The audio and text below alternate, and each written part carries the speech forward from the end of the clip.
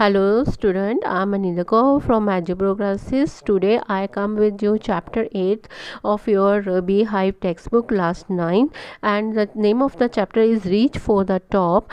So this chapter has two parts. So today I am going to do the first part of this chapter, and first part of the chapter is the Santosh Yadav. Santosh Yadav is a very famous mountaineer. ये first lady है जो Everest चोटी के ऊपर 2 बार गई थी. Twice she went to the mount Everest, in first in 1992 and secondly in 1993. So now I will start this chapter thoroughly. The only woman in the world who has scaled Mountain Everest twice was born in a society where the birth of son was regarded as a blessing, and a daughter, though not considered a curse, was not generally welcome. तो ये कहानी किसकी है? संतोष यादव की. उस time की है जब सोसाइटी में क्या चल रहा था, what was prevailed in the society, that is the difference between the boys and the girls. जो एक डिफरेंस पैदा करते थे लड़के और लड़की में, वो सोचते थे कि लड़का जो है वो ब्लेसिंग के साथ उसको बहुत सारी ब्लेसिंग्स देते हैं, लेकिन डॉटर को एक कर्स मानते थे, एक श्राप मानते थे. ये उस टाइम की बात है जब वहाँ पे डिफरेंसेस हो रहा था, और Santosh Yadav was born in that society. When her mother was expecting Santosh, a traveling holy man giving her his blessing, assumed that she wanted a son. But to everyone's surprise, the unborn child's grandmother, who was standing close by, told him that they didn't want a son. तो एक बार ये जो है ये सच्ची कथा है कि जो संतोष की मदर थी, जब वो व्हेन शी वाज प्रेग्नेंट, तो वो ट्रैवलिंग कर रही थी, तो तभी वहाँ पे उन्हें एक होली मैन दिखाई मिला, और उसने ब्लेसिंग दी कैसे कि आपको जो है बेटा ही पैदा होगा. लेकिन उसकी ग्रैंड मदर वहाँ पे जो खड़ी थी, उन्होंने बोला कि उन्हें बेटा नहीं, उन्हें डॉटर चाहिए. क्यों? Why? She said there was some reason behind this, what she tell the holy man. The holy man was also surprised. Nevertheless, he gave the requested blessing, and so as destiny would have it, the blessing seems to work. So Santosh was born the sixth child in a family with 5 sons and sisters to 5 brothers. She was born in the small village of Jonivas of Rewari district in Haryana. तो जो संत था वहाँ पे जो तो उसे ये बहुत ही सुन के बहुत अचंभा लगा कि ये लोग तो ब्लेसिंग्स लेते हैं हम लोगों से कि हमारे घर बेटा पैदा हो, लेकिन वो ये सब इसके उल्ट चल रहे थे. इसका कारण ये था क्योंकि उनके घर ऑलरेडी 5 जो थे 5 लड़के ऑलरेडी थे. तो अब उसकी जो ग्रैंड मदर थी, शी वांट अ डॉटर. तो फिर तब जब संतोष यादव का जन्म कहाँ पे हुआ था? रिवारी डिस्ट्रिक्ट के एक छोटा सा गांव है जिसका नाम जोनियास है, वो हरियाणा डिस्ट्रिक्ट पे है. The girl was given the name Santosh, which means contentment. But Santosh was not always content with her place in her traditional way of life. She began living life of her own terms from the start. Where other girls wore traditional Indian dresses, Santosh preferred shorts. तो उस लड़की का जब जन्म होता है तो उसके मदर पेरेंट्स उसे क्या नाम देते हैं? संतोष. संतोष का मतलब होता है सब्र करना और शांति, ये सब था. लेकिन जो संतोष जो बड़ी हुई थी, तो वो अपने इस जो है रीति रिवाज जो ट्रेडिशनल उनके था, वो उसको बिल्कुल ऑपोजिट थी. जैसे उनके वहाँ पे क्या लड़कियाँ इंडियन ड्रेसेस पहनती थी, लेकिन वो उसे क्या अच्छा लगता था पहनना? शॉर्ट्स. तो बच्चे इस पिक में आप देखो कैसे वो शॉर्ट पहनकर खुश थी. Looking back, she says now, from the very beginning, I was quite determined that if I chose a correct and a rational path, the others around me had to change, not me. तो ये सब बातें जो उनके वहाँ पे जो जैसे उनका ट्रेडिशनल था, वो सब बातें जो है संतोष को बिल्कुल भाती नहीं थी, और वो उनसे सबसे हटकर वो सोचती थी. और वो कहती अगर मैं अपने इरादों पे पक्की रहूँ, डिटर्मिन्ड लूँ, और एक अपनी विल पावर उसकी इतनी स्ट्रांग थी, वो इतनी डिटर्मिन्ड थी, वो चाहती थी कि मैं ये जो इरेशनल वे यहाँ पे चल रहा है, जैसे ये सारा मैं भेदभाव ख़त्म करना चाहती हूँ, इनको मैं चेंज चेंज करना चाहती हूँ। Santosh's parents were affluent landowners who could afford to send their children to best schools, even to the country's capital, New Delhi, which was quite close by. But in line with the prevailing custom in the family, Santosh had to make do with the local village school. तो संतोष के parents जो थे बहुत ही अच्छे well settled land owners थे। वो अपने बच्चों को अफोर्ड कर सकते थे अच्छे स्कूल में पढ़ाने के लिए, लेकिन उनके जहाँ पे जो रिवाज जैसे चलता था तो वो अपनी लड़की को बाहर नहीं भेज पाए और उसे उसकी एजुकेशन स्कूल एजुकेशन गांव के स्कूल में ही हुई थी। So she decided to fight the system in her own quiet way when the right moment arrived, and the right moment came when she turned 16. At 16, most of the girls in her village used to get married. Santosh was also under pressure from her parents to do the same. तो वो संतोष जो थी वो चाहती थी कि इसके against वो खड़ी हो, लेकिन वो राइट मोमेंट का इंतज़ार कर रही थी। और राइट मोमेंट कब आई? जब वह 16 इयर्स की हुई। और उनके गांव में क्या एक कथा प्रचलित थी कि जब लड़की 16 साल की होती थी तो उसकी शादी हो जाती थी, लेकिन संतोष जो थी वो इसके अपोज खड़ी हो गई थी और वो कहती थी कि अभी उसने शादी नहीं करनी। A marriage as early as that was the last thing.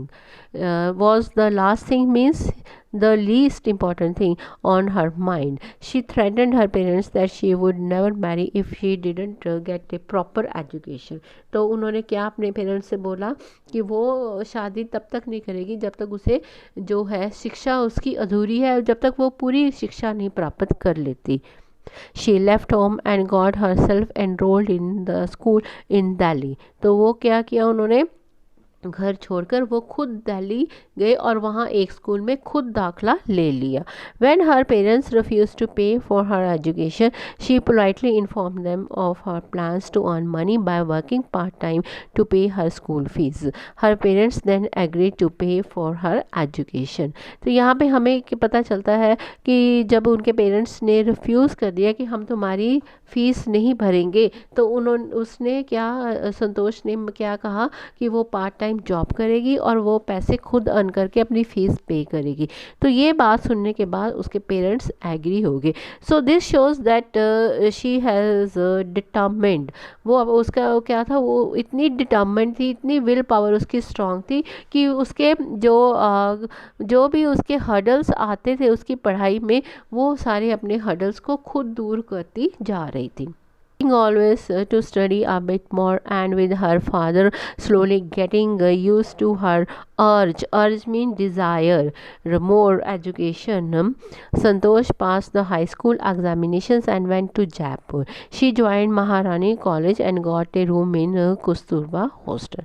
तो उसकी क्या इच्छा थी, उसकी क्या डिज़ायर थी? उसने अच्छी एजुकेशन ली और उसको हाई स्कूल एग्जामिनेशन के बाद उसने कहाँ पे चले गए? जयपुर, और महारानी कॉलेज में एडमिशन ले ली और वो एक कस्तूरबा हॉस्टल में रहने लग पड़ी। Santosh remembers Kasturba hostel face the Aravalli hills. तो वो क्या देखती थी वहाँ पे? उसको कौन सी पहाड़ियाँ दिखाई देती थी? अरावली की पहाड़ियाँ दिखाई देती थी। I used to watch villages from my room going up the hill and suddenly vanishing after a while. One day I decided to check it out myself. तो वो अपने रूम में से देखते हैं कि लोग पहाड़ी के ऊपर जाते हैं, फिर वो गायब हो जाते हैं, दिखते नहीं हैं। तो ये बात जब उसके मन में आती है तो वो कहती है मैं खुद एक बार देखना चाहती हूँ वहाँ पे क्या सच है। तो उसके मन में ये बात आई एंड उसने क्या किया? I found nobody except a few mountaineers. I asked if I could join them. To my pleasant surprise, they answered in the affirmative and motivated me to take to climbing. Affirmative means positive reply. तो जब वो वहाँ पे देखा उन्होंने जाके कि जो लोग पहाड़ी पे जाते थे वो कहाँ गए, तो उसे वहाँ पे कुछ क्या दिखाई दिए? माउंटेनियंस दिखाई दिए जो पहाड़ों के ऊपर चलते हैं। और उसे देखकर उसने क्या बोला कि क्या मैं आपको ज्वाइन कर सकती हूँ? तो उन्होंने क्या आंसर दिया? पॉजिटिवली कहा, अच्छा जवाब दिया कि, और उसको मोटिवेट किया, उसको उत्साहित किया कि अगर तुम करना चाहते हो तो you can join us. Then there was no looking back. No looking back means to progress without any interruption.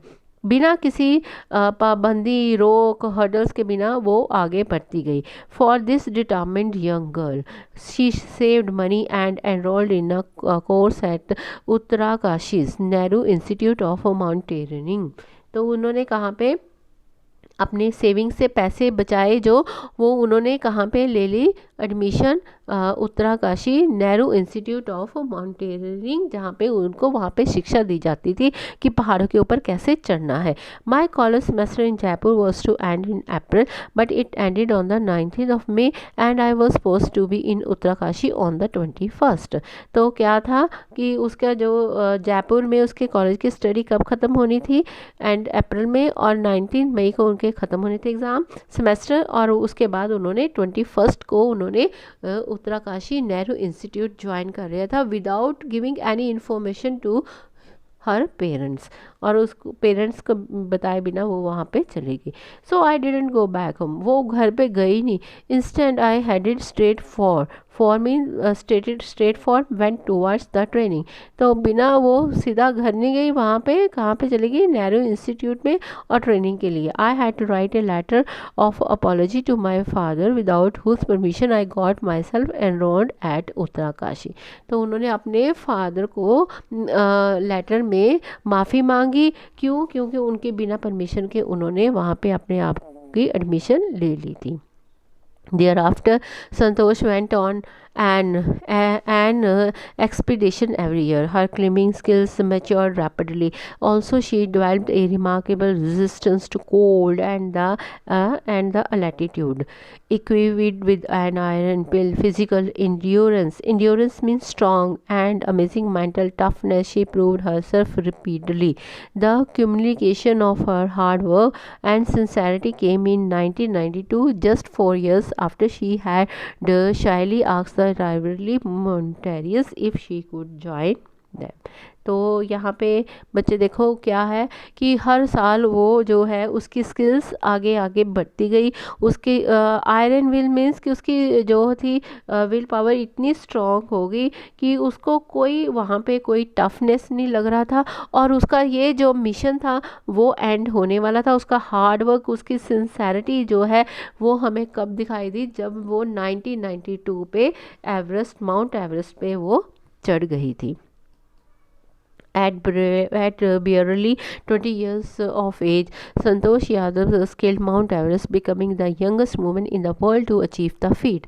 तो 20 साल की उम्र ने उन्होंने माउंट एवरेस्ट की चोटी पर वो चले गए थे, और ये उन्हें बहुत ही एक अचीवमेंट जो की थी.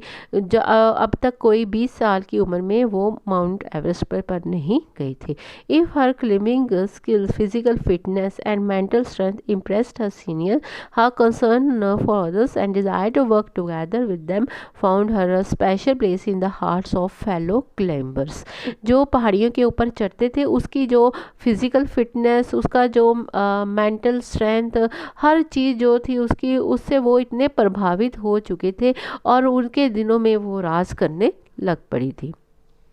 During the 1992 Everest mission, Santosh Yadav provided special care to a climber who lay dying at the south corner. She was unfortunately unsuccessfully in saving him. तो क्या होता है उनके साथ, एक ऐसा हादसा होता है कि 1992 में जब वो अपने एवरेस्ट की चोटी के ऊपर जा रहे थे तो उनके साथ एक वहाँ पे क्लाइंबर था जो साउथ कॉर्नर का था. वो उसे बचा नहीं पाए. क्यों? वो कोशिश उन्होंने की लेकिन but she was unsuccessfully in saving him. However, she managed to save another climber. और एक बार उसके साथ फिर ऐसा हुआ था इंसिडेंट जिसमें उन्होंने दूसरे क्लाइंबर को बचाया जिसका नाम मोहन सिंह था. who would have met with the same fate that had she shared her oxygen with him. तो उन्होंने उसके साथ अपनी ऑक्सीजन को शेयर किया था और उन्होंने उसकी जान को बचाया. कौन? मोहन सिंह को. Within 12 months, Santosh found herself a member of an Indo-Nepalese women's expedition that invited her to join them. तो अब वो क्या हुआ कि 12 महीने में उन्हें कौन सा मेंबर बन गए, इंडो नेपालिस के वुमेन एक्सपीडिशन के उन्होंने इनवाइट किया और उसके वो मेंबर बन गई।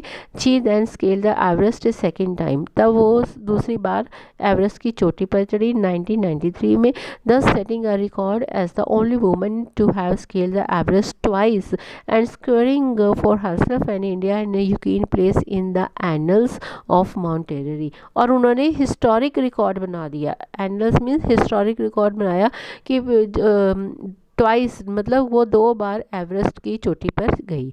In recognition of her achievements the Indian governments bestowed upon her one of nation's top honors, the Padma Shri।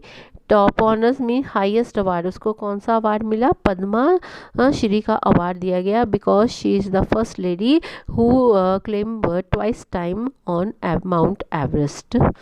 Okay, now describing her feelings when she was literally on top of the world, Santosh has said it took some time for the immunity of the moment. It means a very great moment to sink, be understood in. Then I unfurled the Indian tricolor and held it up high on the roof of the world। जब वो mount Everest की चोटी पर गई तो उन्हें बहुत ही, उसको एक ग्रेट मोमेंट था, उसके लिए उसकी लाइफ में एक ग्रेट मोमेंट था जो उन्होंने खूब इंजॉय किया और वहाँ पे जाके उन्होंने अपना जो तिरंगा झंडा भी लहराया था।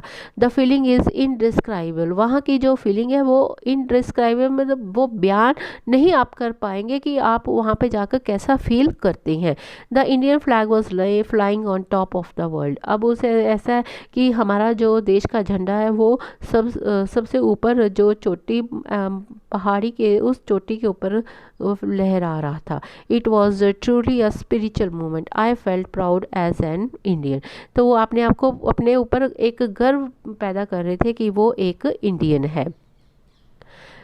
Also a fervent means having strong and sincere feelings, environmentalist Santosh collected and brought down 500 kilograms of garbage from the Himalayas।